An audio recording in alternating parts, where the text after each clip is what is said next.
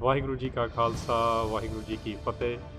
Today is Memorial Day in the United States, where the lives of men and women who fought to protect the American ideals and in fighting so gave up their life.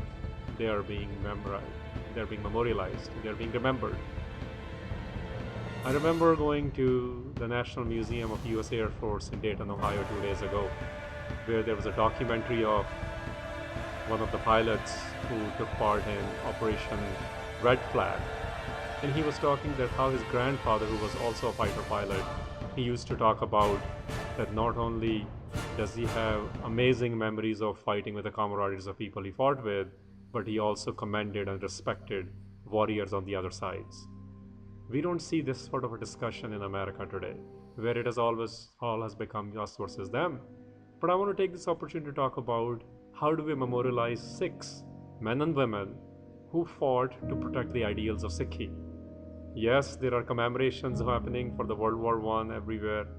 And yes, there are Sikhs who fought on behalf of Indians, who fought on behalf of British, Americans in Canada, and all over the world.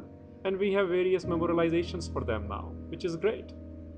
But what about from a Sikh perspective, those who fought not under the crown, not under the subservience of other governments, rather they followed the command of Guru Gobind Singh Maharaj. They followed the ideals of Guru Nanak through Guru Gobind Singh. The ones who fought the first battle of Amritsar under the command of Guru Hargobind Sahib, and yet the last battle of Amritsar under the command of Baba Jarnail Singh Pindrawale. Where do we memorialize them? They live in our psyche, they live in our ardas. But when it comes to physical memorials, when it comes to talking about the narratives of those who laid down lives to protect the Miri Piri ideals, the flags which the Sikh Panth salute, 27 million of us need to think about how to memorialize them. In Guru Granth Sahib it says, Sura so pehchaniye jo lade deen ke hai. We do not, our history in 550 years is, we do not salute to earthly authorities. Yes, we live in different countries, some in America, some in Canada, and in England, and in India, and in Pakistan, and all over the world. And living in those countries, while we are becoming part of the Australian mainstream and the Canadian mainstream and the American mainstream, we must think about the Sikh narrative of how do we salute the Sikhs who fought under the command of Banda Singh Bahadur? How do we commemorate Mai Pago in a proper way? How do we commemorate those Sikhs? We remember Bhai Kanhaiya, but not the ones who fought on behalf of Guru Gobind Singh and laid down their lives, including the non-Sikhs like the Pir Buddhu Shahs of the world. We have to really think about how do we create proper memorial, just like there's a memorial for Saragadi. There's now a memorial of Sikh Remembrance Day for Sikhs in Canada and World War I's and II's. Those are great.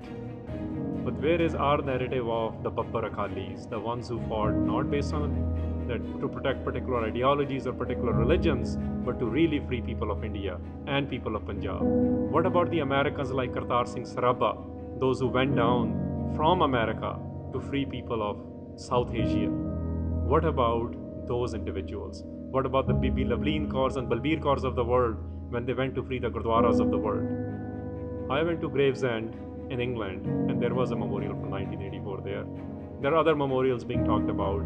As a Sikh, being a representative of 27 million worldwide, we must think about how to memorialize our own people who fought not for earthly authorities, as Ratan Singh Pangu would say, but they fought to protect the ideals of Sikhi.